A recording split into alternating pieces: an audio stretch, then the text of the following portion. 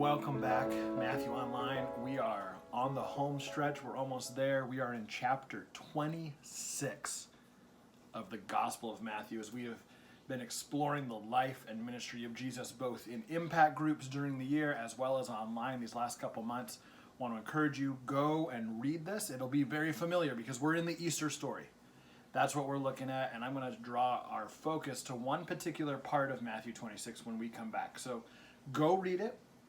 Even if you know it, even if you're saying, I know the Easter story. It was Easter not that long ago. Why do I have to do this? Get some perspective. Spend some time, read through it, see what stands out differently, and we'll be right back.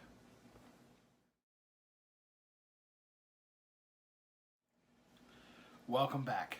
So as you explore this chapter, we see the institution of Passover and communion. We see Jesus praying in the garden, all of which are incredible and worthy of study and examination and application.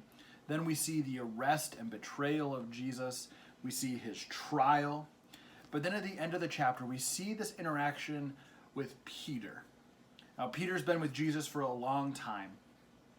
And it says that he was keeping an eye on. He was kind of following behind after Jesus was arrested, wanting to see what was going on. Jesus had told Peter, you're going to betray me. Peter denies this. And here we see not once, not twice, but 3 times Peter denying that he knows Jesus. And when I read this, I start to think about my own life.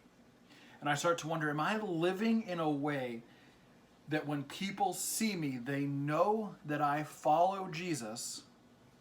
And if asked about it, I say yes.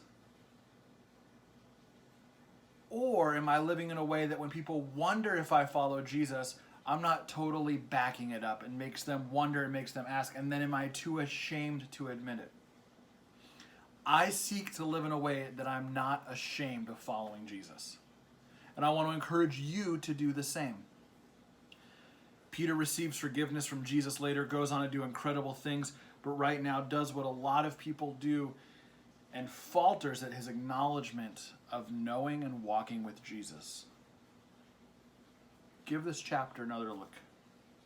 See the interactions of Jesus and his followers. He's equipping them. He's preparing them to take his earthly ministry to the next level. Jesus knows I'm about to die. Following that, I'll be raised from the dead, I'll ascend into heaven, and then it's your turn. And we're going to be looking at that in Matthew 28. What does it look like in our lives? What does it mean for Jesus to have equipped us to follow on in his stead? But see Peter's interactions here. See the way Jesus handles talking with his disciples.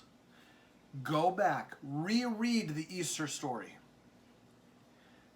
And seek, ask Jesus, what am I supposed to be learning about you? What can I be learning about myself?